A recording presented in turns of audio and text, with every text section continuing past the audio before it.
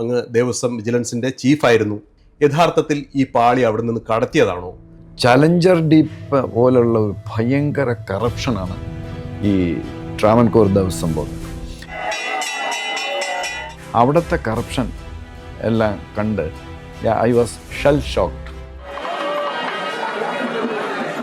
എന്നിട്ട് പോലും എനിക്ക് അബ്രപ്റ്റായിട്ട് സ്റ്റോപ്പ് ചെയ്ത് ഇനി ഞാൻ അവിടുന്ന് എൻ്റെ ഉയരും കൊണ്ട് ഞാൻ രക്ഷപ്പെടേണ്ടി വന്നു.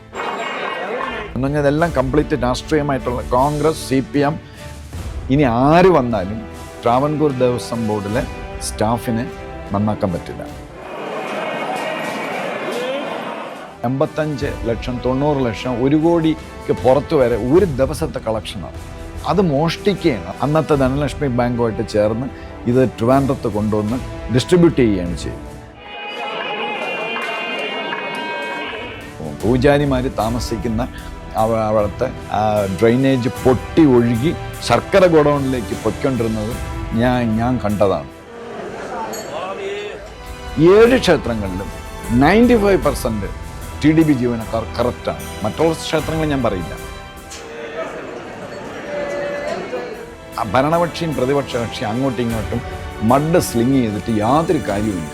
ഞാൻ 2 പേരുടെ ഭരണവും ഞാൻ കണ്ടതാണ്, ഇപ്പോഴും ഞാൻ കണ്ടുകൊണ്ടിരിക്കുകയാണ്. നമുക്കൊരുപാട് സോഴ്സുകളുണ്ട്. ഇവർ തമ്മിൽ അഡ്ജസ്റ്റ്മെൻറ്റാണ്, ഭയങ്കര അഡ്ജസ്റ്റ്മെൻറ്റാണ്.